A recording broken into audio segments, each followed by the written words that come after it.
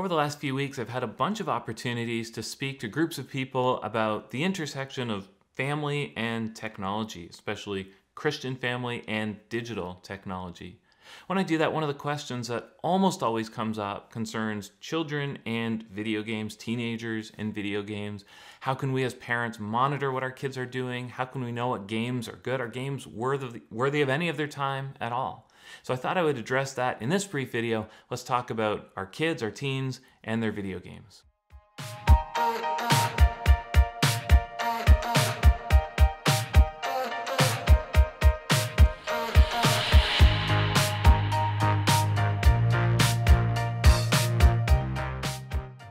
So I guess the first thing we ought to say about our children and gaming is that the Bible doesn't demand they do it. The Bible doesn't demand they don't do it.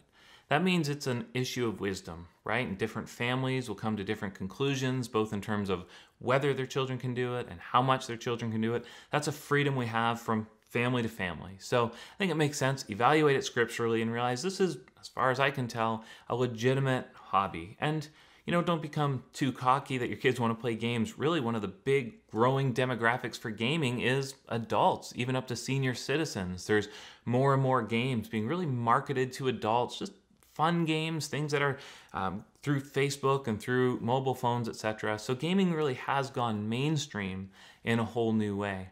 So what should you be thinking about? First, I would be, as much as you can, be very aware of what your children are playing, the specific games and the category of games. And a good way to do that is to read reviews.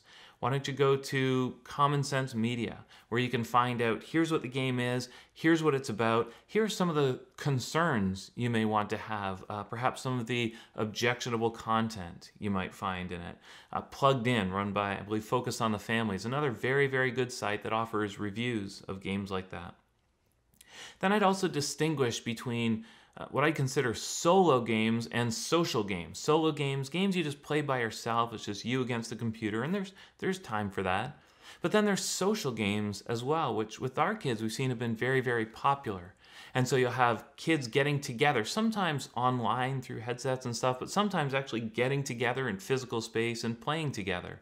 Well, that makes computer gaming social, which I think is okay and adds a neat dimension to it. So generally, we're glad. Have your friends over, play games here. That's great. That should be fun for you. We're glad to know what you're doing, glad to oversee it. Another thing you'll want to do is to be sure you're assigning time for your children. And so if they're playing online games, you can use something like the Circle device.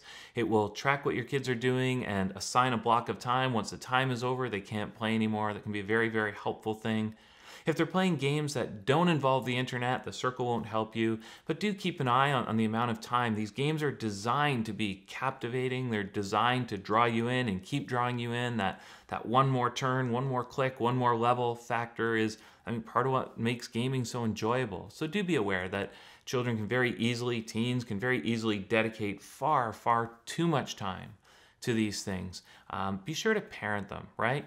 You're the parent, it's your house, it's your rules, it's your internet connection.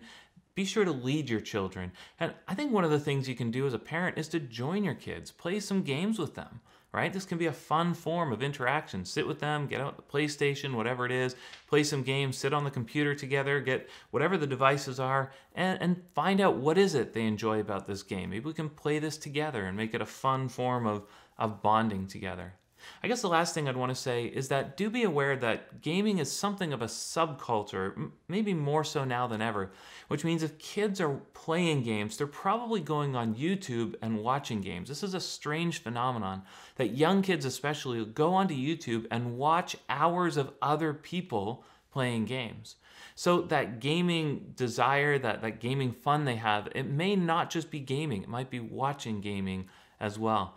Again, seems odd, but there's a very, very big subculture. Some people are on every day recording themselves, playing games. Kids love to watch it. So do be aware of that. And some of those people are okay role models. Some of them you probably don't want your kids watching. So do be aware of that. As I wrap up, again, I think gaming is a legitimate hobby for children and adults alike. I also know it's a very captivating hobby, and so it makes very good sense. It's very wise parenting, very wise self-control to be aware of how much time is dedicated to it, to enjoy it, like all things, in moderation. Hope that helps a little. We'll see you again soon.